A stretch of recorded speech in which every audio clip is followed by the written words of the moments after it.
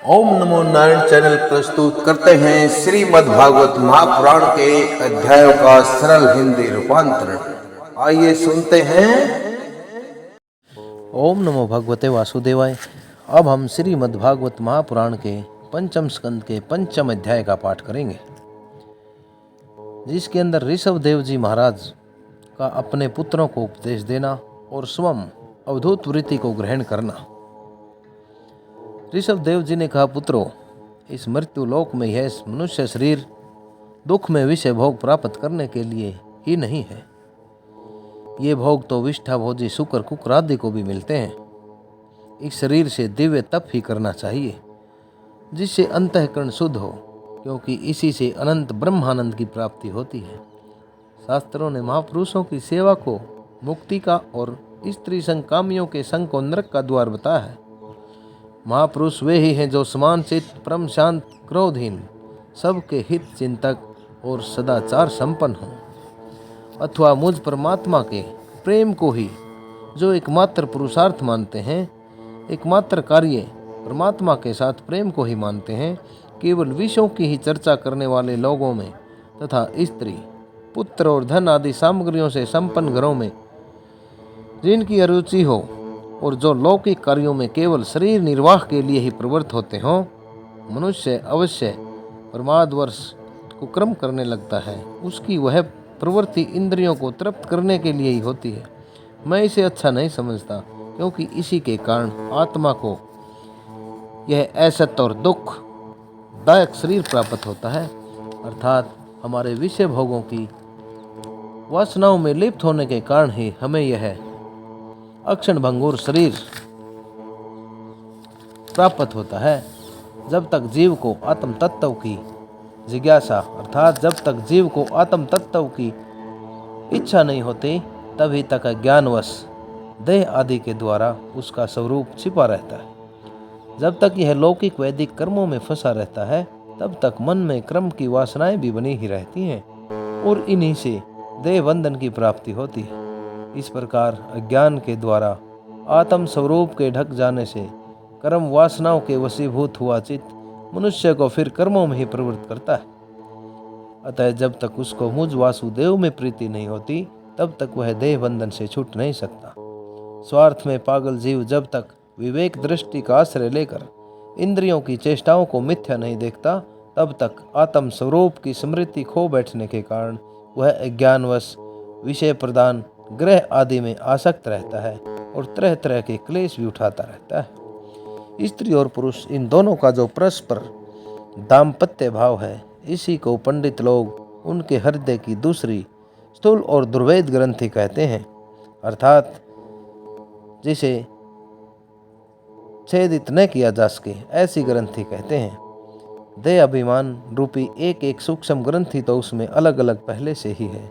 इसी के कारण जीव को देह इंद्रिय आदि के अतिरिक्त घर, खेत, पुत्र, स्वजन और धन आदि में भी मैं और मेरेपन का मोह हो जाता है। जिस समय क्रम वासनाओं के कारण पड़ी हुई इसकी यह दृढ़ हृदय ग्रंथि ढीली हो जाती है, उस समय यह दाम्पत्य भाव से भी निवृत्त हो जाता है और संसार के हेतुभूत अहंकार को त्याग कर सब प्रकार के बंधनों से मुक्त हो परम पद प्राप्त कर लेता है। पुत्रों, संसार सागर से पार होने में कुशल तथा धैर्य, उद्यम और सत्व गुण विशिष्ट पुरुष को चाहिए कि सबके आत्मा और गुरु स्वरूप मुझ भगवान में भक्ति भाव रखने से, मेरे प्राण रहने से, तृष्णा के त्याग से, सुख दुख आदि द्वंद्वों के सहने से जीव को सभी योनियों में दुख ही उठाना पड़ता है।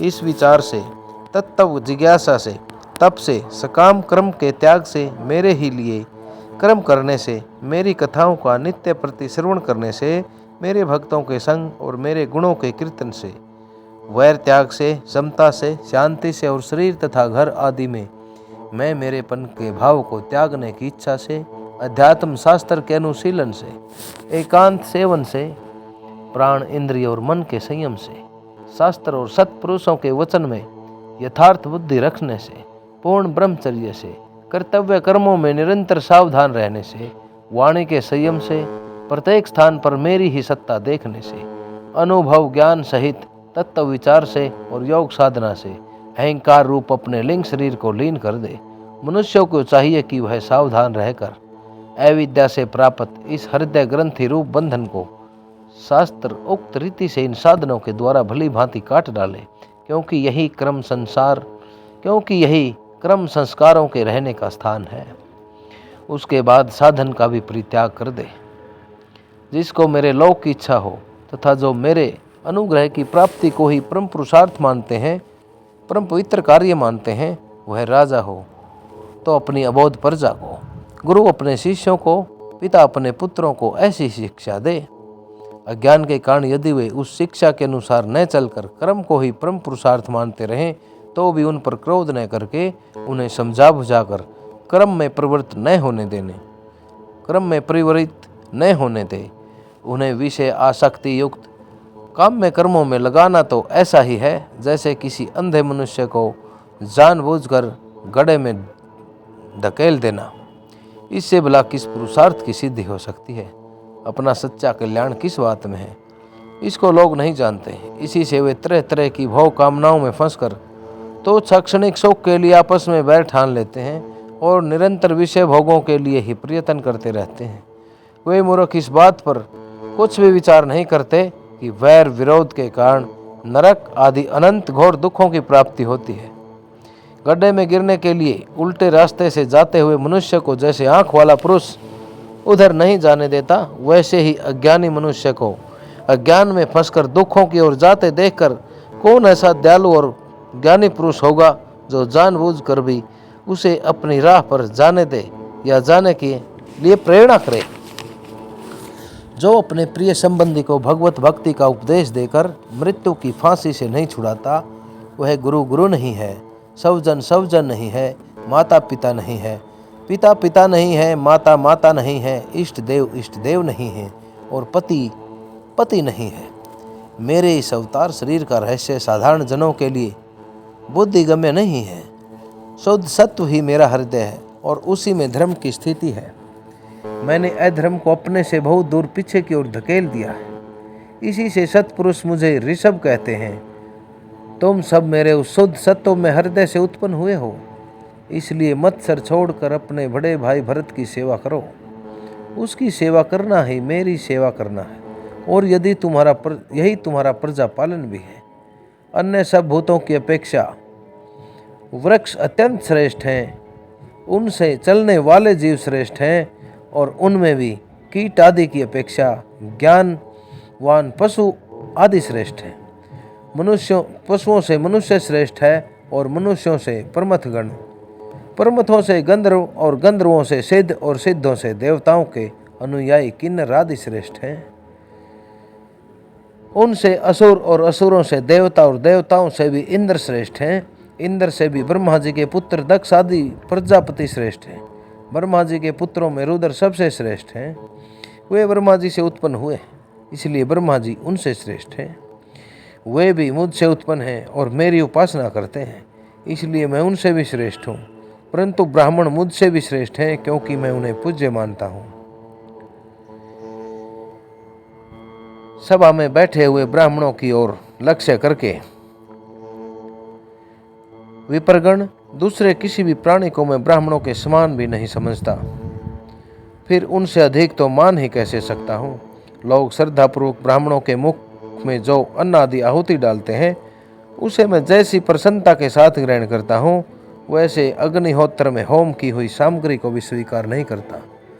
जिन्होंने इस लोक में अध्ययन आदि के द्वारा मेरी वेद रूपा अति सुंदर और पुरातन मूर्ति को धारण कर रखा है, और जो परम पवित्र सत्व गुण, सम, दम, सत्य, दया, तप, तितिक्षा और ज्ञान आदि 8 गुणों से संपन्न है, उन ब्राह्मणों से बढ़कर और कौन हो सकता है। मैं ब्रह्मादि से भी श्रेष्ठ और अनंत हूँ, तथा स्वर्ग मोक्ष आदि देने की भी सामर्थ्य रखता हूँ।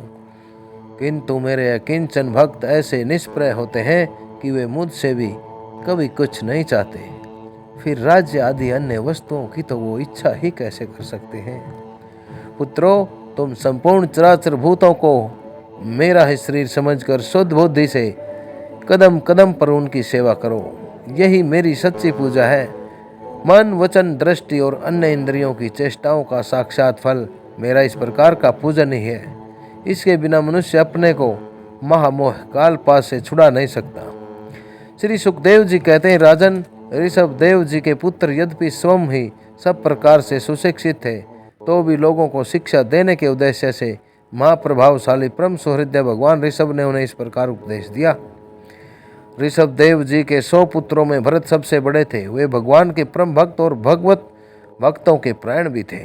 ऋषभ देव जी ने पृथ्वी का पालन करने के लिए उन्हें राजगद्दी पर बैठा दिया और स्वयं उपशमशील निवृत्ति प्राण महामुनियों के भक्ति, ज्ञान और वैराग्य रूप परम हंसोचित धर्मों की शिक्षा देने के लिए बिल्कुल विरक्त हो गए।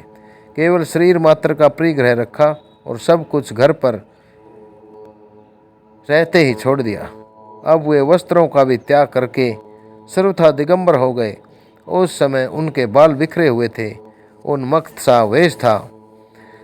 इस स्थिति में वे आहवनीय अग्निहोत्र की अग्नियों को अपने में ही लीन करके सन्यासी हो गए और ब्रह्म आवृत देश से भी बाहर निकल गए।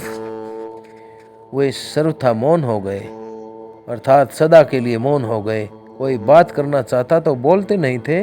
जड़, अंधे, बहरे, गूंगे, पिशाच और पागलों किसी चेष्टा करते हुए वे अवधूत बने जहां जहां विचरने लगे। कभी नगरों और गांव में चले जाते तो कभी खानों, किसानों की बस्तियों, बगीचों, पहाड़ी गांवों, सेना की छावनियों, गौशालाओं, अहिरों की बस्तियों और यात्रियों के टिकने के स्थानों में रहते। कभी पहाड़ों, कभी जंगलों और कभी आश्रमों में घूमते रहते। वे किसी भी रास्ते से निकलते तो जिस प्रकार वन में घूमने वाले हाथी को मक्खियां सताती हैं, उसी प्रकार मूर्ख और दुष्ट लोग उनके पीछे हो जाते और उन्हें तंग करते। कोई धमकी देता, कोई मारता, कोई पेशाब करता और कोई थूक देता, कोई ढेला मारता, कोई विष्ठा और धूल फेंकता, कोई अधोवायु छोड़ता और कोई खरी खोटी सुनाकर उनका तिरस्कार करता। किंतु वे इन सब बातों पर जरा भी ध्यान नहीं देते थे। इसका कारण यही था कि भ्रम से सत्य कहे जाने वाले इस मिथ्या शरीर में उनकी अहंता और ममता बिल्कुल खत्म हो गई थी, तनिक भी नहीं रही थी। वे कार्य कारण रूप संपूर्ण प्रपंच के साक्षी होकर अपने परमात्म स्वरूप में स्थित थे, इसलिए अखंड चित्तवृत्ति से अकेले ही पृथ्वी पर घूमते रहते थे। यद्यपि उनके हाथ, पैर, छाती, लंबी लंबी बाहें, कंधे, गले और मुख आदि अंगों की बनावट बड़े ही सुकुमार थी, उनका स्वभाव से ही सुंदर मुख स्वाभाविक मधुर मुस्कान से और भी मनोहर जान पड़ता था। आंखें नवीन कमल दल के समान बड़े ही सुहावने, विशाल एवं कुछ लाली लिए हुए थे।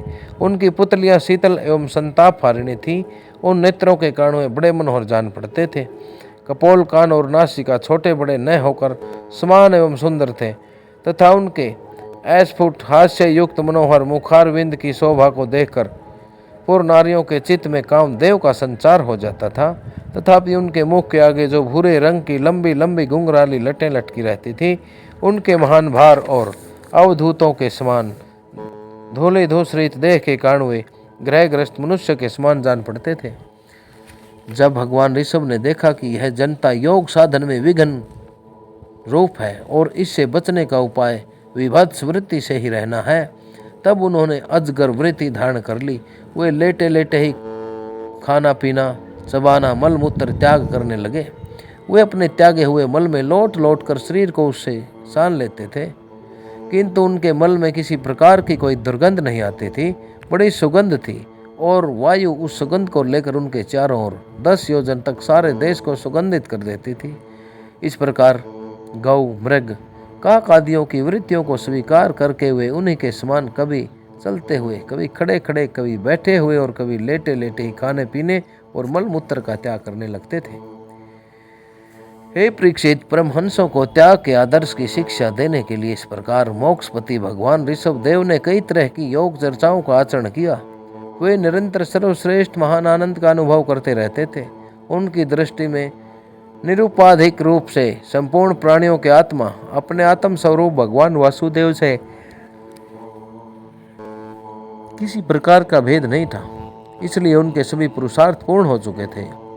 उनके पास आकाश गमन, मनोज्वित्व, मन की गति के समान ही शरीर की इच्छा करते ही उसी स्थान पर पहुंच जाना, अंतर्ध्यान हो जाना, परकाय प्रवेश अर्थात दूसरों के शरीर में प्रवेश कर जाना, दूर की बातों को सुन लेना, दूर के दृश्यों को देख लेना आदि सब प्रकार की सिद्धियां अपने आप ही सेवा करने को उनके पास आई। परंतु उन्होंने उनका मन से आदर ना ही तो किया और ना ही उन्हें ग्रहण किया। इस प्रकार श्री मद्भागवत महापुराण के पंचम स्कंद का पंचम अध्याय आप भक्तजनों द्वारा सुना गया। नरेंद्र कौशिक की ये बारंबार विनम्र प्रार्थना है कि ओम नमो नारायण चैनल एक सनातन चैनल है। श्रीमद्भागवत महापुराण के अध्यायों का निरंतर प्रचार और प्रसार करना ही इसका मुख्य उद्देश्य है। कृपया इन पुण्यमयी अध्यायों को सुने और आगे से आगे कृपा शेयर करके पुण्य के भागी बने। इन्हीं शब्दों के साथ नरेंद्र कौशिक का आप सभी को ओम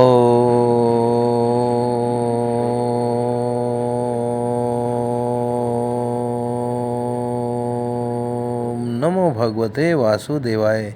ओम नमो भगवते वासुदेवाय। ओम नमो भगवते वासुदेवाय।